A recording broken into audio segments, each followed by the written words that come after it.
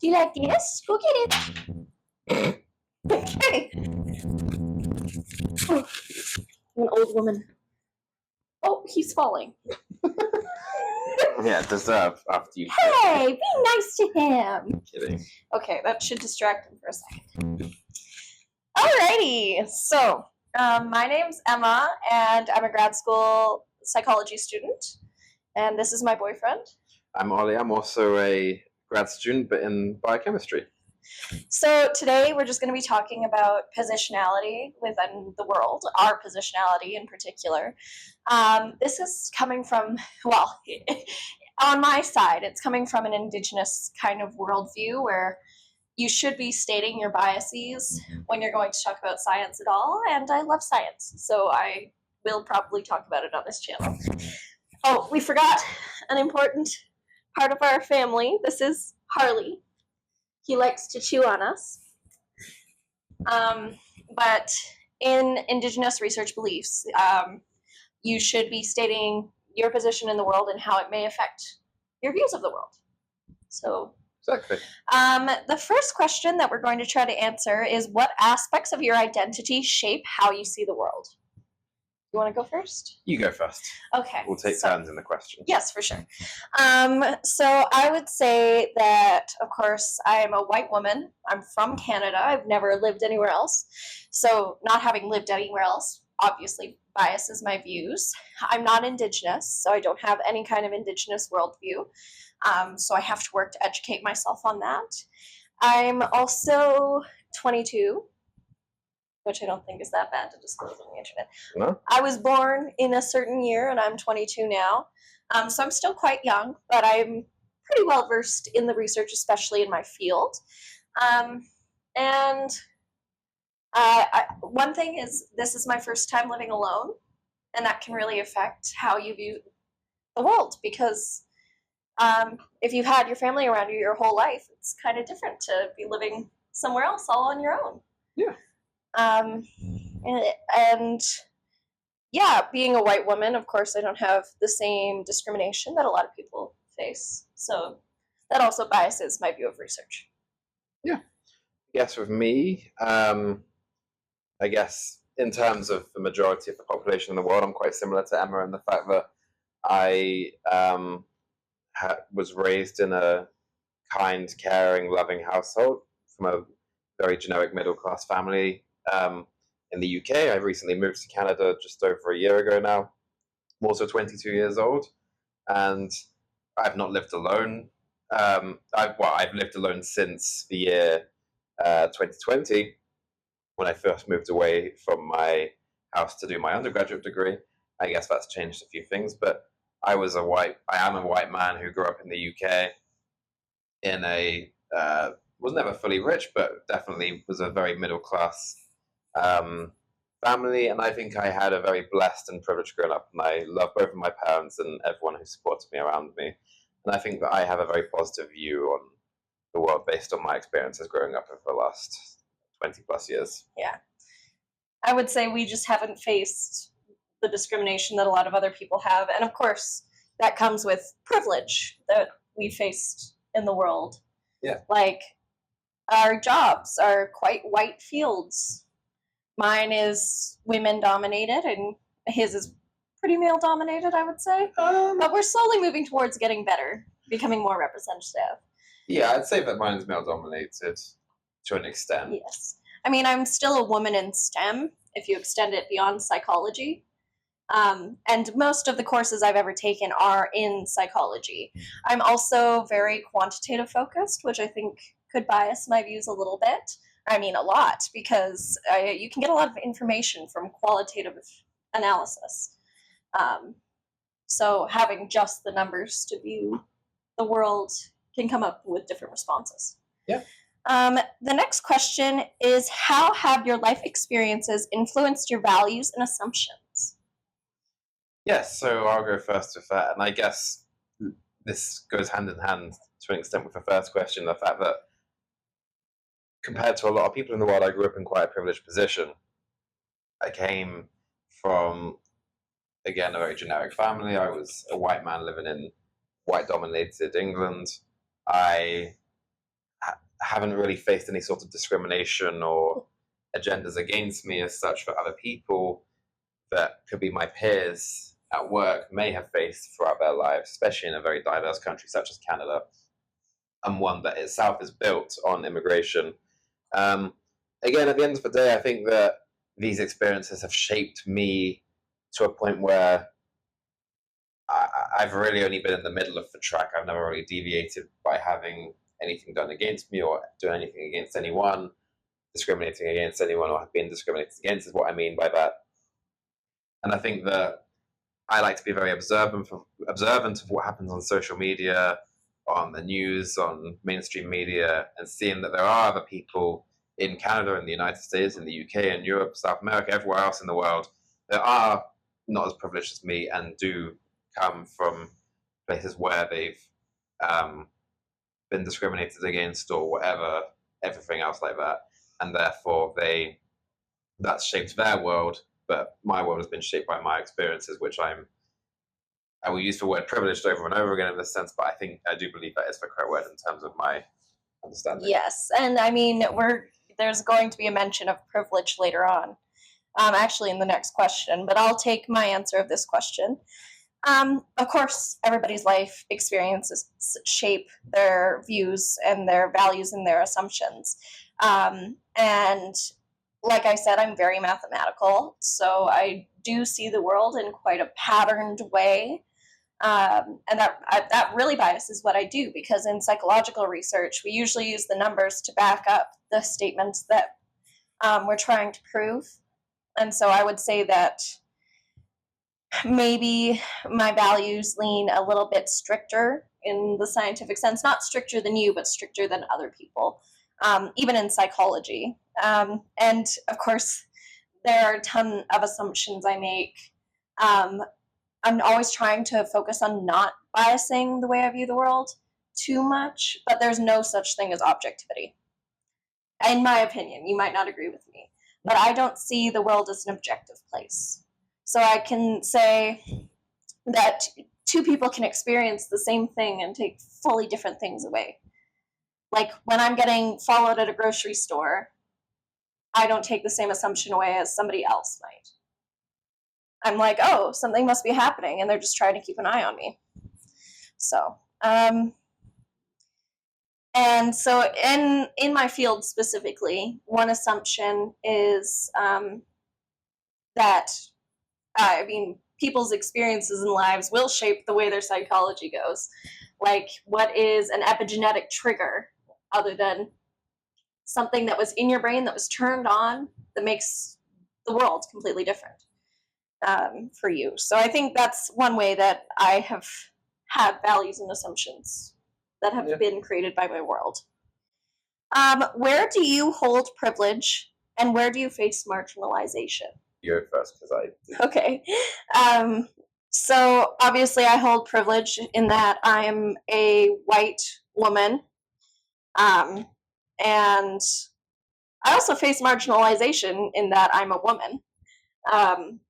But really, I don't have those intersectional pieces that would make me face more marginalization, because I'm not trans, I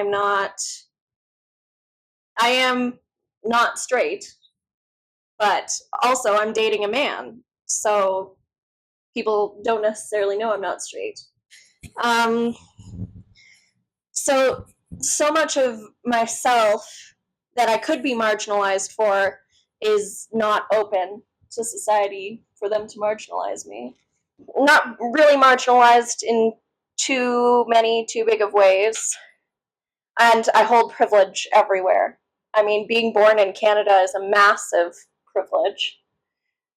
Even if maybe our neighbors to the south may have some disadvantages right now, Canada is still pretty safe. And I grew up with parents who are still married. I grew up in a nice house that I can always go back to, and my parents love me very much. So I'm in an extremely privileged position. Do you have anything else to add to your point? I haven't gone yet. Yeah, I know. But like, you haven't answered this question, but you answered part of it in the previous question. Well, I guess I won't do too much of a big answer here, but I guess being a straight white man in this day and age is pretty cushy, comfortable position.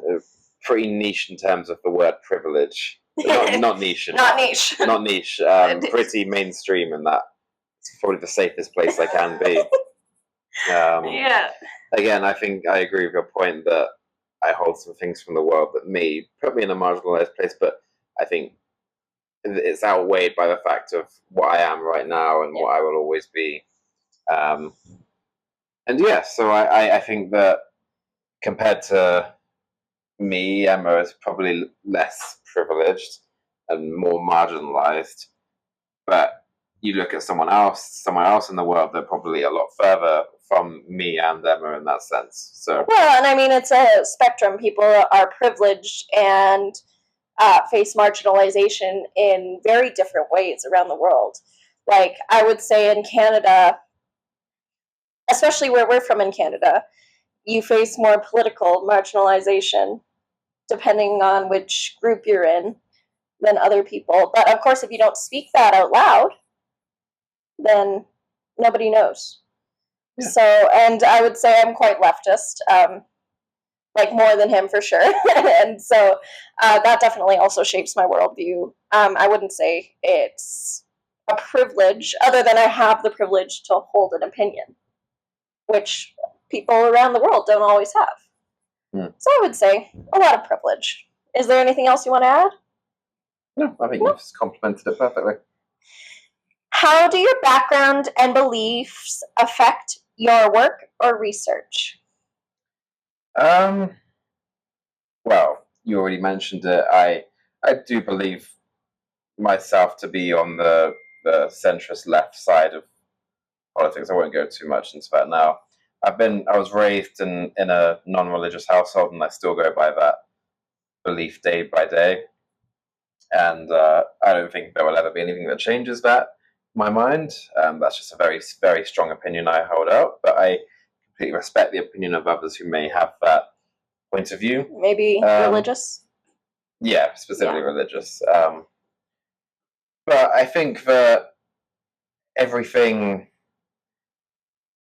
I think I've had quite generic by terms of mainstream media type beliefs, and or at least for our age group. Exactly, at least for our age group. And I think that to an extent it puts me into a non-biased position in my work and research.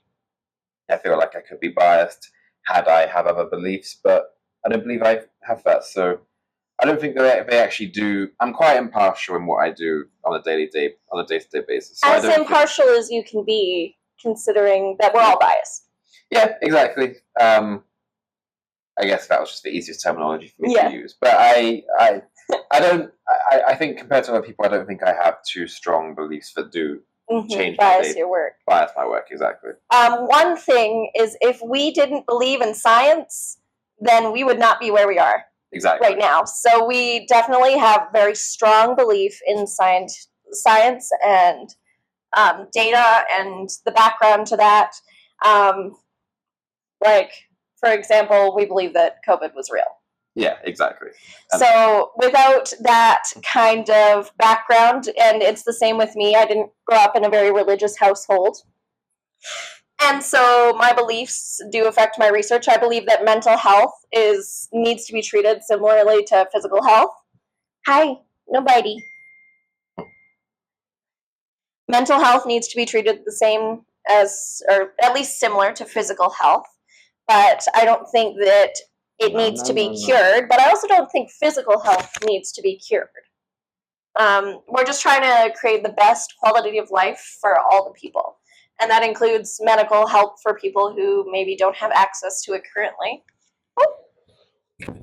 Buy this instead.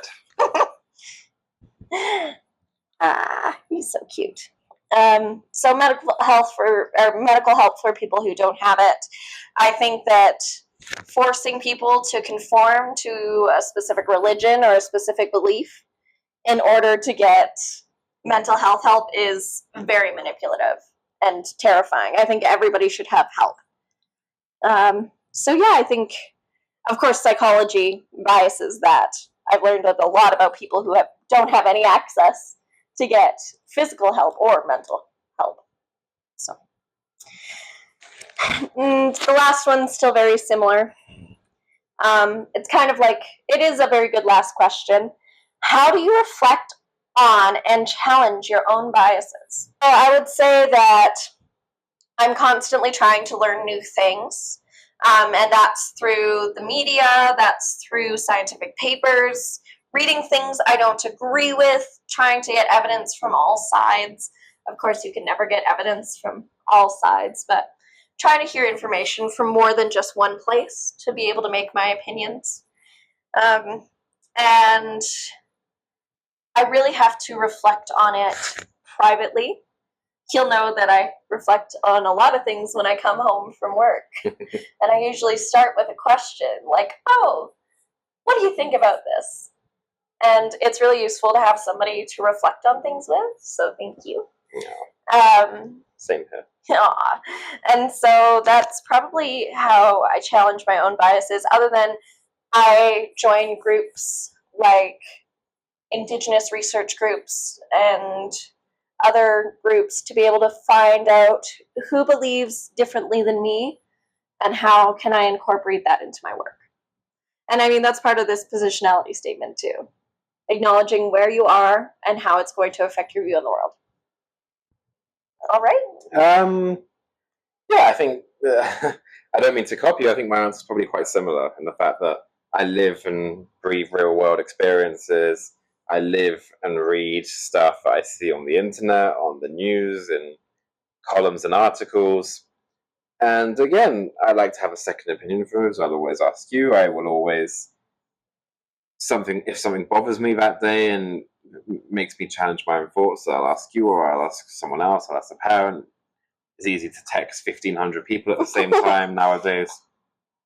But yeah, I think just living and breathing, waking up every day challenges my own beliefs. Mm-hmm. I don't think I need to specifically do anything that I don't already do to challenge my own beliefs. I think I see enough and have enough stimuli in my life that does already do that. Yes. So, yeah, pretty much just the same. Constantly challenging yourself to learn more and learn things that are outside of your realm, I think, is all you can really do. Because also, of course, as a student in psychology, I have to read psychology papers. So my opinions fall more in line with psychological research. Yeah. And his fall more in line with biological research, just because we have to be exposed to it in order to get through school. But yeah, so that's, I would say, where we lie, where our opinions are biased. I mean, I think the things that would affect us most we're from first world countries, we're white, and we believe in science. Yeah. Would that be a good... I think that's pretty fair statement. So yeah. And here, I'll give a look at Harley. After he's been biting all of us.